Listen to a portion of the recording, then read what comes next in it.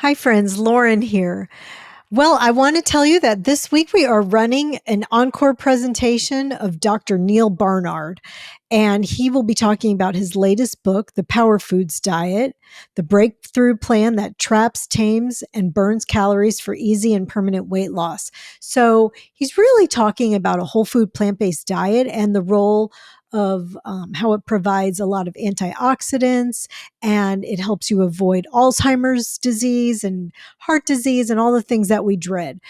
He's also going to share his three-pronged approach to diminishing menopause symptoms. And stay tuned till the end. We talk about his musical career. I don't know if you know that he is a musician, quite a good one. And one of his psychiatric patients ended up at his concert and thought she was hallucinating. So it's pretty funny. Anyway, we will be back in February with new episodes. So until then, I wish you well. I'm Lauren. And I'm Lisa. And we're flipping the script about growing older. Our guests have been influencers since before that was even a thing. Welcome to the Anti-Aging Podcast. Welcome to Age Like a Badass Mother. Dr. Neal Barnard is an adjunct professor of medicine at the George Washington University School of Medicine and president of the Physicians Committee for Responsible Medicine. He has authored 20 books, including his latest, The Power Foods Diet, and has led numerous studies on investigating the effects of diet on diabetes, body weight, hormonal symptoms, and chronic pain, including a study that paved the way for viewing type 2 diabetes as a potentially reversible condition. However, the thing that I admire most about Dr. Barnard is his unwavering commitment to end horrific animal testing and experiments. When Dr. Barnard attended medical school, it was common to administer drugs to healthy dogs, record their effects, and kill the dogs at the end of the experiment. Dr. Barnard refused to participate. In 1985, he founded the Physicians Committee for Responsible Medicine. Back then, most medical schools used live animals. Today, 0 medical schools in North America use live animals. That's due to Dr. Barnard and his team. Did I mention that he's 70, looks 45, and is an actual rock star to boot? Please welcome a badass mother effer, Dr. Neal Barnard. So welcome. Well, thank you. Terrific to be with you today. One of the things that I just really admire is the work that you've done regarding animals and animal testing. So can you talk a little bit about that? Because when I saw your talk the other night, you really called it a hazing ritual and not really a class, what you should be doing. So can you talk about that in medical school, what happened?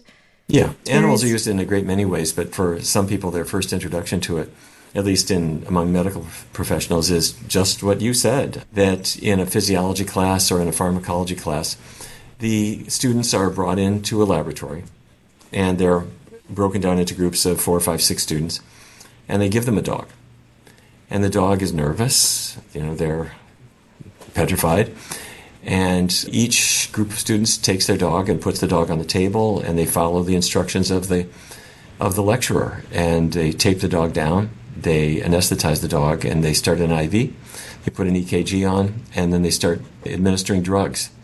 And the first drug is norepinephrine, and it speeds the heart up, and the students write that down. But they knew it anyway, because they know what these drugs do from lecture. And then they will slow the heart down with another drug called propranolol.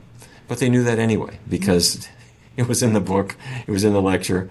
And in some different labs are different, but they sometimes exsanguinate the dogs, which is where you drain blood out. And you drain the blood, and eventually it stops coming out because it's all gone. And at that point, the dog's heart stops beating.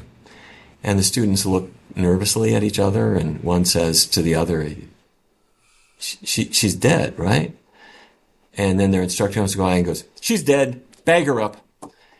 And they're kind of stunned by the callousness of it, but they go on, and they bag up the dog, and then about an hour later, the students are all gone, they're at home, and all the way down the aisle are all these trash bags with dead animals in them. And the students are describing to their girlfriends or their boyfriends or their parents what they did that day. And their family members say, why? What's the point of killing all these animals in one afternoon? and they try to describe how this is a teaching exercise. Anyway, it's obviously terrible for the dogs. They're all killed. It's terrible for the students as well, because that part of the student's brain that is learning to be compassionate and learning how to be a professional is threatened, because they're given this choice of either you participate and you become a doctor, or you defy them and maybe you're never going to be a doctor. And anyway, for me, it wasn't a question. I mean, they said this is what we're going to do, and it was a course requirement. I just said, I don't care if it's a requirement. I mean, I'm not doing it. And so I didn't do it and passed the course anyway, and I'm on the faculty there still today. And I just made a vow that we were going to get rid of those damn things, and we did. But that's one. I mean, that was huge, a huge victory. But there's a lot more to be done on how animals are used in toxicology, how animals are used in basic research, how animals are used at higher levels of training, surgical training, for example. We have won already at most of those too. I mean, there is not a lot of animal use left in medical education. Can you talk a little bit about the power foods diet and what do you consider power foods?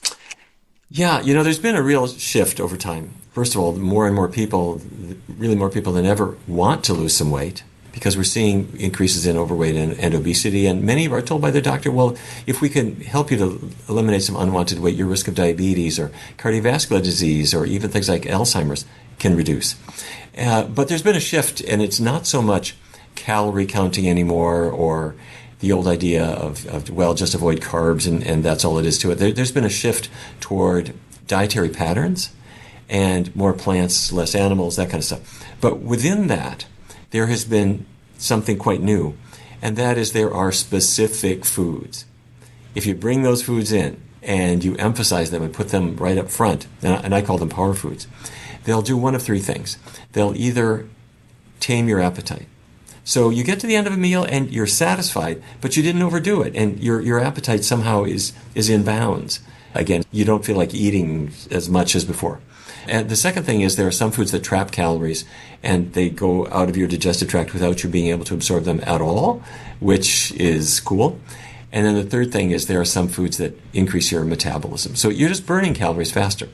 So they are power foods. And so Lindsay's job and Dustin's job with me was to take these power foods, there are dozens and dozens of them, and turn them into appetizers and soups and desserts and things that kids will love, and things that are really familiar, like pasta dishes and soups and everything. So that's what we did. And I have to say, I think they just did such a great job. When you look at the food photos, I mean, it's about that far away from food porn, I have to say. They really made it nice. And we've been getting a lot of great comments from people who've been using it. That's good. Fantastic. So, I mean, some of the power foods are like things that whole food plant-based people are probably already eating, right? Like in my beans. bowl. Yeah, Lisa's holding up her salad that she's eating or was eating right before you got on. Beans Yes. and whole grains and Dark leafy greens. Yeah, those are among them. I want to credit our friends at Harvard, because they did a study that really, I think, well, prior to this, you would hear all kinds of goofy things like if you just eat celery, you'll lose weight. And yeah, fair enough, but the science was kind of fluky. 2015, though, things started to get serious, because at Harvard they did a study, more than 100,000 people in their cohort studies. And they just tracked these people over years, and they found there were certain specific foods, if you ate more of them, if you increased your intake, people would lose weight. And in fact, let me just give you the list that they came up with, because then the next step is you test them. But number one was berries, like blueberries especially, but others. The number two group was cruciferous vegetables like broccoli, cauliflower, Brussels sprouts. The third group was green vegetables, spinach, asparagus. Group number four was melon, so cantaloupe and watermelon especially. Group number five, citrus fruits, oranges, grapefruit, even juices counted. Yes, they did. And the sixth group was legumes, so beans, lentils, peas, soybeans, soybean products. They all counted. So there are some others too. So anyhow, then these foods have to get tested. So one of the coolest things I thought, I have to say, 2 years later, after the Harvard results came out, researchers in the UK started zeroing in on what the heck is it in that blueberry that would cause weight loss. And they brought in 2,734 identical twins. Yes. How you find that many, I have no idea, but that's what they did. And everybody got a DEXA scan. So you lie on a table, you scan your body, and you know how much body fat you have on your thighs, how much fat you have in your abdomen, how much visceral fat versus subcutaneous fat, da-da-da-da. And what they found is that within each pair, the one who had the most anthocyanin intake, that is the blue in a blueberry, had less total body fat and less abdominal fat specifically.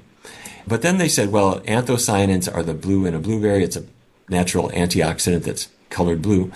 It's also in strawberries. It's also in a pear. A pear has kind of a little red blush on the skin. That's anthocyanin. It's also in grapes.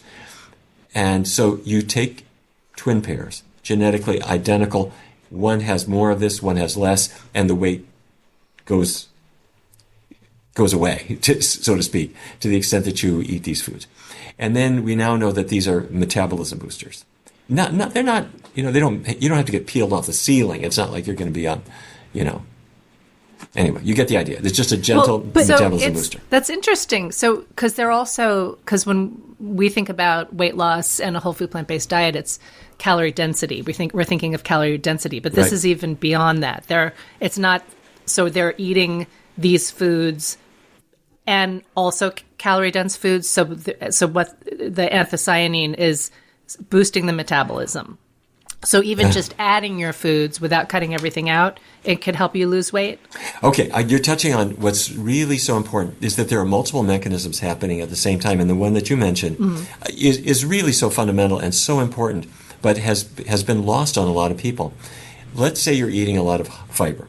Fiber has almost no calories. So if you're eating high fiber foods, you just fill up with fewer calories. Great. Let's say you do the opposite. Let's say you're going to eat something with a lot of grease in it. Chicken fat, beef fat, cheese fat.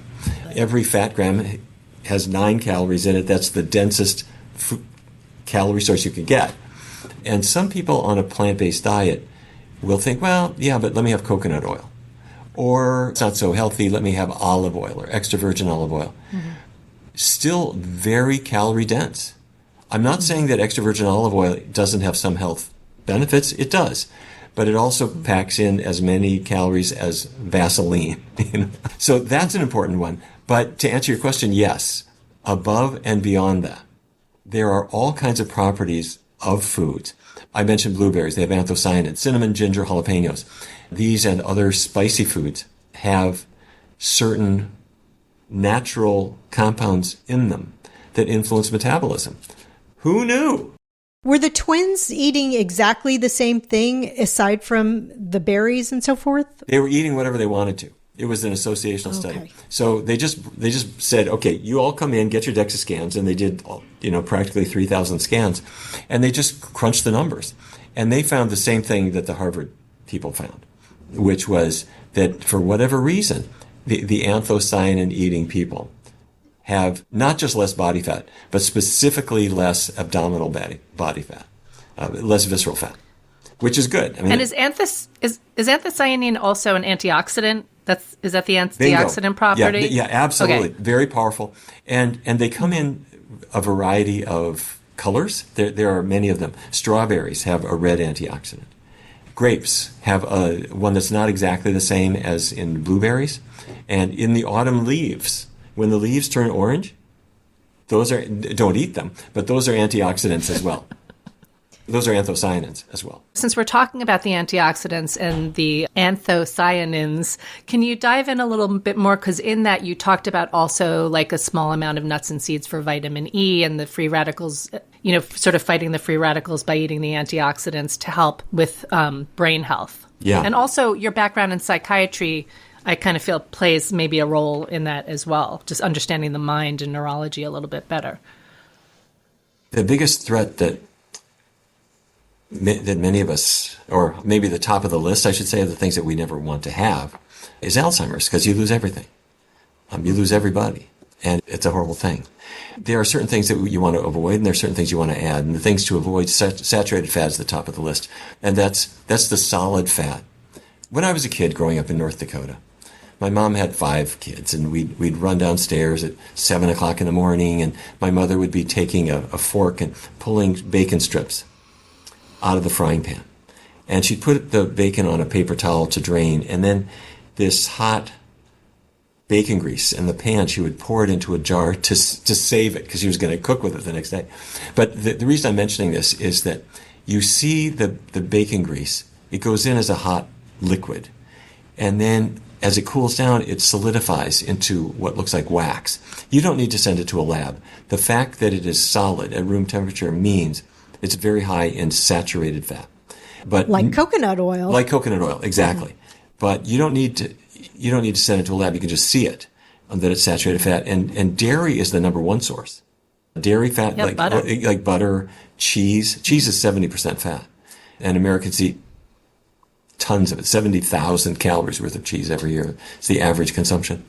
So that's number one, avoiding in the Chicago Health and Aging Project. Back in 2003, this was 21 years ago, researchers discovered that if you avoid saturated fat to a substantial degree, if you're in the low end of saturated fat intake, your risk of developing Alzheimer's is cut by half to 2/3. Just from that step alone. Great. They also found that if you have more vitamin E, so now we're talking about avoiding the saturated fat. What if we bring in a little bit of nuts and seeds, not a lot, maybe 1 ounce?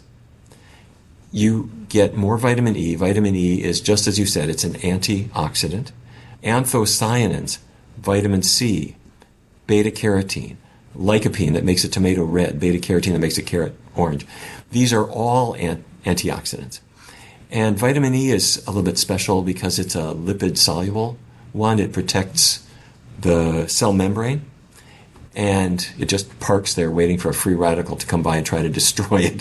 It just neutralizes it. But you don't want to overdo it with nuts and seeds because they are so fatty. You're going to overdo it quite easily. But about 1 ounce per day will help, and a fairly generous vitamin E intake will cut Alzheimer's by about 50%. So we're just, these are big. These are big effects. So we want to combine them. Let's say I avoid saturated fat and add vitamin E. Great. In your food, not a supplement. So important. Yes. Do not go to the health food store and say, give me a bottle of vitamin E. I want your cheapest one or your most expensive one. Just don't get any of them, because there are 8 forms of vitamin E. 8 natural, different, related compounds that all together are vitamin E. That bottle may have 1 form or 2, and that's going to suppress your absorption of others. Get them in the way nature packed them, which is in seeds, nuts, and even traces in other foods. But back to the blueberry. Researchers at the University of Cincinnati did a cool thing. They brought in people up in years, average age 78, and they said, what would happen? Your memory is starting to sputter a little bit. Okay, you're having trouble remembering the name of the movie, da-da-da-da. These people didn't have florid Alzheimer's, but they had kind of old age memory loss. They tested anthocyanins, and the way they did it is random assignment to a purple liquid that could be grape juice, could be a placebo that tasted like it, but it didn't have anthocyanins in it. And they saw within 3-month period, the 2 groups just diverged with their ability to acquire and retain new information. So that was too simple. It was sort of a lot. It was 2 cups a day they drank, but you could do that. A pint of blueberry or grape juice was the first one. They went back. They said, well, let's confirm it, and they decided to try blueberry juice. Same story. So I personally think that we need to continue to test these things. But we are talking about changes that are totally safe, 0 negative effects. Having fruits like berries, having a little bit of nuts and seeds, avoiding the cheese and meat. These are all benign things. And let's add to it lacing up your sneakers. Because University of Illinois researchers showed that exercise is protective too. What's 1 ounce of nuts look like? If you take your palm and pour nuts into it, when it just is about to hit your fingers, but hasn't hit them yet, that's 1 ounce. Starting from the bottom of your hand? Yeah, you just make a cup. Or the middle of your palm. Okay, just make a cup with your hand. And pour them in there. But once it hits your fingers, that's more than 1 ounce. Now, everybody has a different size palm. But go to the 7-Eleven, buy nuts, and see what 1 ounce is, and just pour them in your hand, and you'll see. Okay. Now, That's more than I thought, really. Well, I have two other cautions. The first caution is don't eat them, because if you do, you'll fill your hand again. And if they are salted or smokehouse flavor, you're going to eat the entire container. The human psyche just can't deal with these things. The second, so what you do instead of eating them is they're now in your hand. You got an ounce. Crumble them up. Put them on your salad. Put them on your, put them on your oatmeal. Put them on a pancake or whatever. Use it as an ingredient, not as a snack.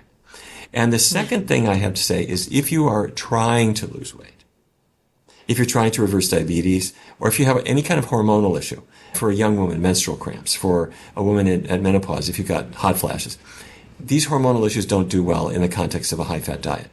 So this may be a time to not have nuts and guacamole and things in your routine. So, okay, that's a great segue because Lauren and I do want to talk to you about hormonal changes as we age. And we do understand that the extra weight, how that impacts how your hormones, you're either turning them on. I think you talk about, we might be genetically predisposed to certain things and we can either turn them on or turn them off, right? And I think hormones kind of fall into that category. Like we could our mother may have had bad, severe menopause symptoms, but if we're eating differently, then we could maybe avoid that. But at the same time, those healthy fats are good for the things that we're trying to avoid as we're aging, like dementia and Alzheimer's, and keep our brains boosted. So a small amount, I would think, would be okay through those hormonal changes. I think everyone has to sort of do their own calculation. If a person is really trying to lose weight, I would suggest not having nuts be part of your routine. Keep in mind, in nature, nuts aren't there was no 7-Eleven 2,000 years ago. And nuts were in trees. And they were seasonal. And they were encased in a shell. So nuts they weren't something that you could have in a big way on a daily basis, 365 days a year. Nowadays we have factories that shell them for us and put them in packs and salt them up and flavor them up and make them accessible. And we imagine, well, that's a food group. Every squirrel will tell you that they're seasonal, so it's not something. It's not a regular part of your diet. And if only we had squirrels' paws to get them. Well, if only we had the good sense that squirrels model every day. Really, I mean, they do so much better. I mean, anyway. Don't get me started. But we do a lot of work with weight loss, with diabetes and things, and I have to say that when people really bring any fatty food into their diet in a big way, it makes weight loss difficult. And so that's where the nuts and seeds and stuff come in. I say maybe don't go there too far. I mean, there are other foods that have a lot of vitamin E without so much fat. Mangoes and such as foods like mangoes, yes, but also even green leafy vegetables. They don't have much fat, but the fat that they do have does come along with some vitamin E. And the reason it's not a significant source for most people is they just don't eat those foods. If green vegetables are a big part of your diet, as people are increasingly saying, it becomes a significant source of omega-3 and vitamin E. So that's really, I think, my best source, because when you rely on those, as opposed to nuts, which are just really concentrated in these things, the weight loss is easier. The menopausal symptoms for many people improve dramatically, as long as we're doing other things that relate to menopause too, which we can talk about. And it's really part of the solution. In your book, your Body in Balance, which is all about hormones, I read that, menopause, obviously it's a natural part of life or we wouldn't be doing it. And that it was really the drug companies, Premarin and Prempro, that made it a condition that we had to cure. But before that, it really wasn't. It was just thought of as a natural rite of passage. And so aside from not getting pregnant your whole life, why does Mother Nature want us to go through menopause? Let me put it this way. Mother Nature is pretty smart in certain ways. And Mother Nature has recognized that estrogen is like dynamite. Dynamite is a great thing. If you want to build a tunnel or something, or you're mining, some little dynamite is handy, but dynamite can be really, really dangerous. Estrogen is the same way. Estrogen allows reproduction to occur. Men have a little bit of it, women have a lot more of it, but nature says, look, estrogen will give you cancer if you have too much of it. And by the way, that's not unusual. All hormones are really dangerous. Insulin. You need insulin to get sugar into your cells, but you can kill yourself if you have too much insulin. Growth hormone. You need a little bit of growth hormone. Growth hormone can hurt you if you have too much. Thyroid hormone. All hormones are big double-edged swords, and estrogen is one of them. So you need a little bit, but if you have too much, it increases the risk of all kinds of problems. So, puberty, menarche, is when nature says, okay, we're going to ramp it up, and for the next 2 or 3 decades, we're going to let you have a little bit of extra estrogen. But as soon as your kids are adolescents, I'm taking it away. Factories closed at 50. And so some people mistakenly say, well, a century ago, women didn't live past 50. As if you're past your sell-by date. Nonsense. Complete nonsense. Women have always lived long lives if their lives weren't cut short by infections and things like that in infancy. I mean, that's the reason the life expectancy 100 and some years ago might have been 40 or 50 on average, because there was so much childhood mortality. Once you take that out, you have people living long lives. So the age of 50 or thereabouts is when it's no longer a great thing for you to have a toddler on your kitchen floor. So reproduction is done. You've got a lot of stuff to do, and popping out babies is not the thing. So menopause is a completely normal phase of life, just like menarche. And what about, I think everybody's kind of familiar with the Japanese women who eat soy and suffer or really don't get hot flashes. Can you talk a little bit about soy? Because I know people are so nervous about it, or some people still get nervous about it. Can you talk about the benefits of soy? Yeah. Soybeans, well, first of all, the soybean is an amazing thing. I mean, it's particularly part of Asian traditions, but it's so versatile. I mean, you can turn it into soy milk, you can turn it into tempeh and miso soup, you can turn it into tofu. I mean, they make sausage out of soy. They make soy bacon. One day they'll make soy snow tires. I don't know. They can make everything out of soy. It's an astounding thing. I would buy those. But back in the 1950s and 1960s, women in Japan really did not have serious hot flashes the way we're seeing it in North America. Maybe 15% of women had them in surveys that were done, and when they had them, they were typically mild. However, lest anyone think this is genetic, it is not. When the diet started westernizing, what we saw is there was, first of all, more fish. Dairy came in, which was not a Japanese thing at all. Meat increased, fatty foods came in, rice started to fall away. Prior to that, it had been a lot of rice, white rice, but rice, some fish, a lot of vegetables really predominating in the diet. And that gave way to a meatier diet. And instead of 15% of women having hot flashes in the early 2000s, it was up to about 40-some%, between 40 and 45. So you could see that change. And so the speculation was, could it be the soybeans? The answer is probably yes, that was protective for them. Could it be the fact it was just a plant-based diet? The answer, probably yes, as well. But soy has compounds called isoflavones that do attach to estrogen receptors. And when that was discovered, researchers got nervous and they thought, well, maybe this will cause cancer because estradiol, the main estrogen in a woman's body during her reproductive years, attaches to estrogen receptors and it causes cancer, or it can cause cancer. So researchers started studying this. And they noticed something amazing. Despite the fact that indeed the soy isoflavones do attach to estrogen receptors, they do not cause cancer. In fact, women consuming the most soy have about 30% less breast cancer risk compared to other women. And if you had a breast cancer diagnosis in the past, you were diagnosed with cancer. If you're eating a lot of soy, your risk of dying of that disease is again cut by about maybe 25-30%. In other words, soy has an anti-cancer effect that's really quite substantial. So anyway, cut to the chase. It turns out there are two completely different estrogen receptors, estrogen receptor alpha and estrogen receptor beta, and the soy isoflavones attach preferentially to beta.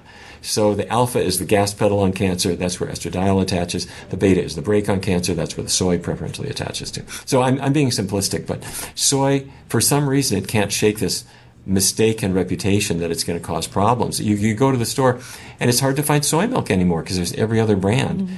But people got nervous about soy. They should bring it back. It's a great thing. I mean, you take anything that cuts a woman's risk of breast cancer by 30%, sign me up. I mean, that is a great thing. Well, and if it had the effects that, people in this country think it has, there'd be higher rates of all those things in the Asian countries, and, men would have hormonal issues as well, and you don't see any of that. So I just want to reiterate, tofu, tempeh, edamame, miso, soy milk are all things that we should be eating for our listeners. Yeah. And you can buy them, if you buy them organic. The organic ones are everywhere. You can get organic soy milk. If it's labeled organic by law, it cannot be GMO. So, right. It's not GMO. GMO soy, there's a lot of GMO soy. That's cattle feed.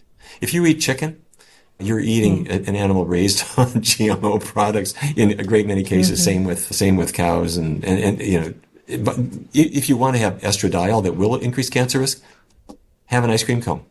Have some cheese. It has estrogen in it from the cow. So why anyone would be nervous about soy, I can't figure what they should be nervous about is dairy. Dairy is and our listeners, for those who don't know and haven't heard you talk about this, that's a really important point because, the greenwashing of hormone-free, antibiotic-free, like that's impossible for dairy to be hormone-free because the only reason they're producing the dairy is because of the hormones, right? Right. And the FDA will not allow a carton of milk or a box of cheese. They will not allow them to label it hormone-free. The industry could say, well, we didn't inject any hormones in the cow. That's true. Most dairies don't inject hormones. Some do, but most don't. The cow makes hormones. So the cow is making estrogen. She's a living, breathing animal. She's making estrogen. It gets into milk.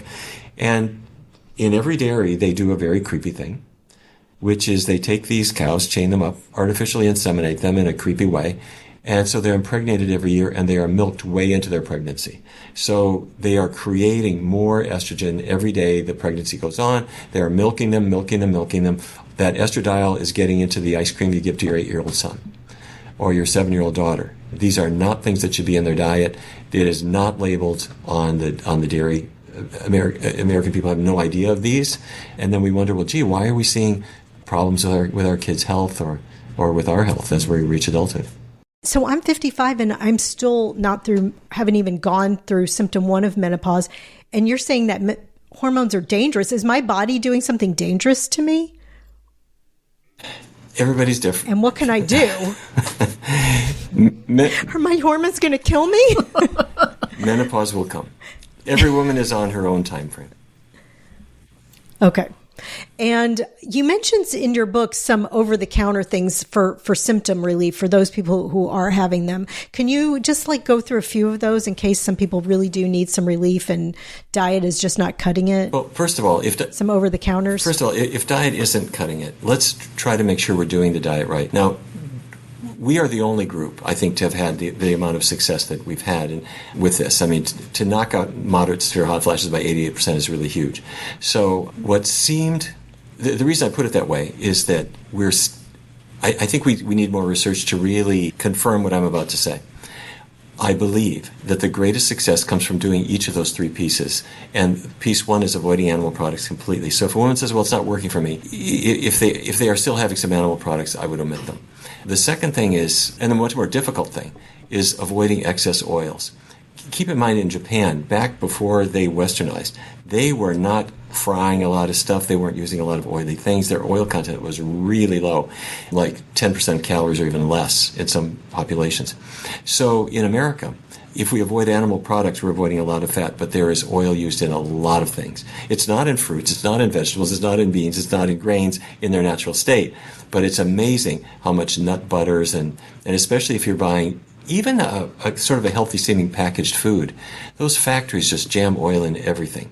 So to decide if that's the issue, take a month or 2 months and just read the labels really carefully and really exclude the added oils. And one trick that I sometimes suggest is on any packaged food, if in one serving there is more than 3 grams of fat, set it aside. Now, you don't have to worry if for foods that don't have labels, like fruits, apart from avocados, which are fatty. Vegetables, they're all fine. Grains are all fine. Beans are all fine. But, any packaged food, be careful. And then the soybeans, 1/2 cup, mature soybeans. This is not tofu, this is not soy milk, this is not edamame. Those are all fine.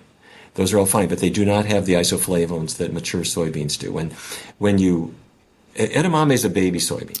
Oh. If you just leave it on the vine until it becomes the mature soybean, it's had time to really make isoflavones. So go online and you'll see Laura brand is the one we use, but there are other brands. Mature soybeans, and you'll see organic and non-GMO. Get those. Put them in your Instant Pot or pressure cooker. Cook them about 40 minutes. So you don't want them to be al dente. You want them to be soft. And there are a lot of different ways you can do it. I could describe the culinary part if you want. But have half a cup of them every day. So you do all those three things. And the one that people tend to not do very carefully is the oil part. I don't know why. And I don't think anybody knows why, but at Tufts University back in the 90s, they found that oil was really critical with regard to estrogen function. And what they were focusing on was breast cancer. That when women would avoid oils, when they would cut down on oils, their estrogen subfractions would go down. And we haven't sorted it all out. You might think, well, that would make hot flashes worse. We're trying to take the diet out of it. So we keep oils out, we keep animal products out, we bring the soybeans in, and just try that. Failing that, there are all kinds of other treatments that people will use. Doctors use a number of other medications, non-hormonal medications, but I'm going to leave that between women and their doctors to discuss. Okay, so you don't want to recommend any over-the-counter products like black cohosh or any? No? I don't have anything bad to say. No pressure if you don't want to. I don't have anything bad to say about them. I just don't think black cohosh works very well. And I'm not super impressed with the soy isoflavones used in isolation. There are a lot of people who will take genistein, which is a soy isolation, a soy isoflavone, and they will isolate it from the soy. They'll throw away the soy, but they'll market you genistein. Mm-hmm. I'm not blown away by the data on them. So nature made these little pills that are round and that contain all the isoflavones in a soybean. They call it a soybean. So have that. And if you had... I didn't know that about the soybeans. I thought like tempeh or, Lisa, you probably thought that too. They are fine. The less processed soy is what I was trying to call out tempeh, in that you list. can actually see the soybeans in there. So have those things if you want. Have them as part of your routine. But if you have symptoms and you're trying to get a handle on it, whatever else you may eat, if you have soy, fine. But have my half a cup also. And then once you've knocked out your hot flashes, if you want to back off on it and see how you do that. And by the way, how to make this doable? You could take the soybeans that you've cooked in your Instant Pot. They're wet cooked beans. You can put them in soups. You can add them to a salad like pine nuts. That's fine. Or you can get fancy with it and get a cooking sheet or a casserole dish. Cover it with parchment paper and spread out the cooked soybeans. You've cooked them in your Instant Pot. You took them out. Spread them out kind of thin on the parchment paper. Put them in the oven. Put them at 350 for an hour. You're toasting them. And if you take them out and they're still a little moist, put them back in. I want them to come out dry. And when they come out dry, you put them in a glass bowl, and you've just now got this snack that you can put in your... Yeah, and you Crunchy can soybeans. That's what I do with my chickpeas. You put them in your luggage. I'm going to do it with my soybeans. And you can salt them. You can put garlic on them. You can put anything you want, and it's a very nice snack. Now, if you say, well, I want those, but I don't want to do the work, you can go online. There's a company called Toasted, Toasted. Toasted. They'll just sell you the ones that they make. So have fun with it. That's really good great. advice. But do that in addition. If you're having other soy, soy, do this in addition to that while you're sorting it out. Because my goal is to cure you, and give yourself some time. We saw a lot of people are fine within a week. Most people need more time. Our study was 12 weeks. For most people, by about week 5, 6, 7, they've got the effect they're going to get. Okay, thanks, Betty. Great job. Betty's regimen. Okay, the Betty study. The Betty study. Okay, well, I know Lisa's itching to ask you about music, but just let me ask you a couple. What's your beauty routine? Because look at you. You look phenomenal. Do you have have a favorite moisturizer? What do you do? Why you look so good? Well, aside from your that's diet? very sweet of you to ask. No, I'm a typical guy. I mean, I neglect everything. I got a bar of soap and a towel. You know, you know how guys are. So anyway, thank you for saying that. So you really don't. You don't moisturize or do anything? You know, I think it must be a frustrating thing to have guys like me who just really just don't do anything at all. I mean, I eat. Oh my gosh, it kind of is. I eat pretty clean diet. I haven't eaten animal products in 40 years, and I exercise and try to have fun in life. And a part that's kind of my whole routine. So. Okay, so. I think it's the rock music. Yeah, maybe that keeps that's you it. young. I don't know. I just have two questions back on about what you were talking about. So just back, rewinding a little bit. Lauren is very low fat, strict, oil free. I'm low oil, and don't do saturated fats, but I do eat nuts and seeds. But I also don't have a weight issue. So if you're trying to manage your hormones with diet, it's not the consumption of those fats is you're advising to keep them at a minimum or omit them even if correct. Weight isn't an issue. That's right. But let me be clear about what we know versus what we believe. We know that fatty foods are going to interfere with weight loss. We know that they interfere with controlling diabetes. They interfere with attempts to improve insulin resistance. We did prior trials in menstrual cramps. We're doing an endometriosis trial now, and the fatty foods seem to bollocks it all up. So, but the thing, we see this, but I can't really explain exactly why. These are just so there are a lot of things like that where we prove an effect, but we're kind of under the hood trying to understand what is going on in the biology of it. And with fiber, we figured it out a long time ago. How a high fiber diet escorts estrogens right out of the body. That's great. But with why oil tends to increase estrogen levels, I honestly don't really know. We know that body fat makes estrogens, but we'll see. Well, and then also I was curious if any of the studies, like I haven't heard about from the doctors, or I don't really know how to research it specifically, but have the studies about extracted oils been isolated just with oils? Or because I know that in some of the studies, the subjects have removed animal products and oil, or trans fats and oil. Are there any studies that specifically target just oil? Most of them look at total fat. Yeah, it's a great question. And, we're not funded by a drug company and we're not funded by the food industry. So unfortunately, those people who are funded by those things tend to go off in kind of their own direction. And they haven't really teased these issues out. Yeah, got it. So, to be continued. Well, let's talk about the fun stuff. Yes, definitely to be continued. So, so are you still playing in Carbon These Works? are wonderful people. I have to say, they're just the best musicians in the world, and they're people I've gotten to know. Yeah. Incredible. Thank you. Thank you for saying that. You play guitar and keyboards. You write all the music. One of the things I love about the music is one of my favorite things when I hear music is the integration of like violin and cello with the electric guitar and the keyboards. I love that sound. And everybody in the band is so good. But what I love about your music is it's very eclectic in terms of like the types of music that you play. Like you have like the punk song, Samurai, that's a little more punky. And then the song you wrote the really poignant song you wrote during the pandemic, Everything's All Right. So I don't know. I guess I'm just being a little bit of a fan right now to tell you that how much I appreciate your music. So is that something that do you tour, or because I also listened or read, maybe I listened to that story that you told about a psychiatric patient who came to a show and they thought she was hallucinating because they saw you playing in a band, and it turned out. Are you like the medicine and the music mixing together? Well, at all. It's a terrible thing, and for a couple of reasons. One is if you're a musician, people think you couldn't possibly be a competent doctor, because I mean, if you take time and I've released 4 records and I write a lot of music, and like why aren't you paying more attention to P values and T tests and things like that? But I think we do. I mean, we work really hard, and frankly, there have been a lot of of scientists who have been musicians. Einstein and many others are kind of known for that. But I got to say the other direction is even worse.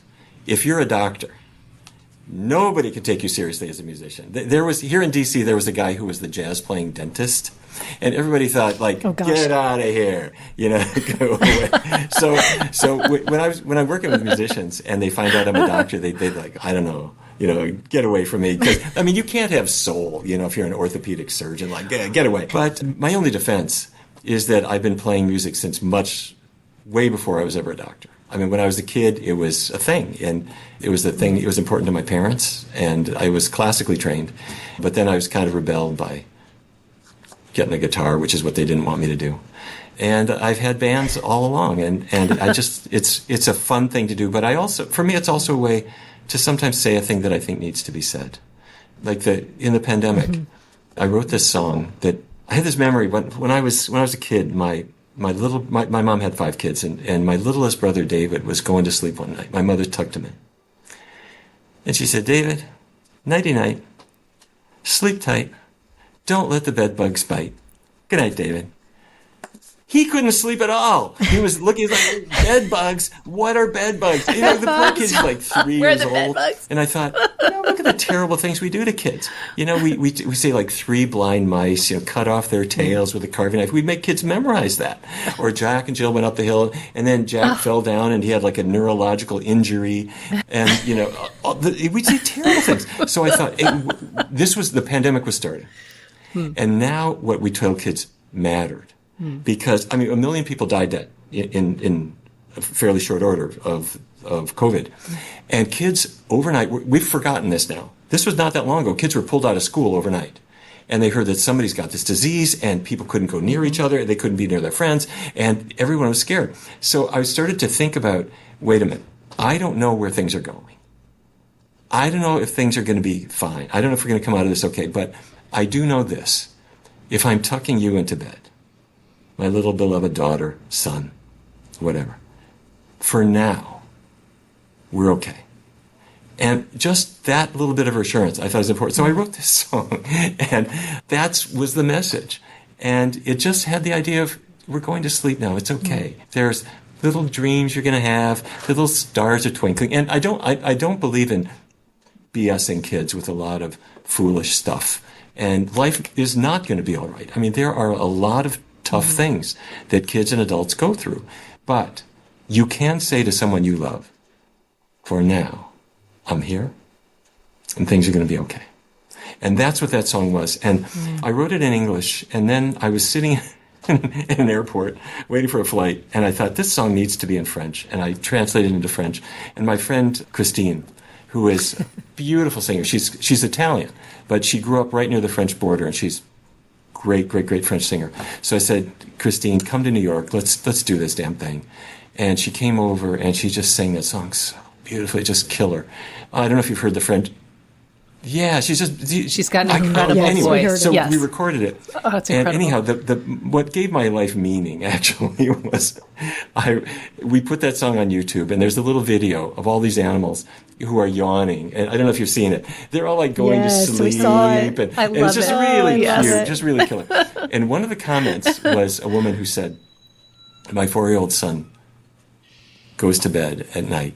He first watches it in English, and then he watches it in French, and he turns out the light, and he goes to sleep." And I thought, okay, my life now has meaning. That was so sweet. That's beautiful. Well, thank you. Thank you for all of your contributions to our world. You're something. We really appreciate you. Well, thank you. Thanks for listening, friend. From my heart to yours, be well until we meet again.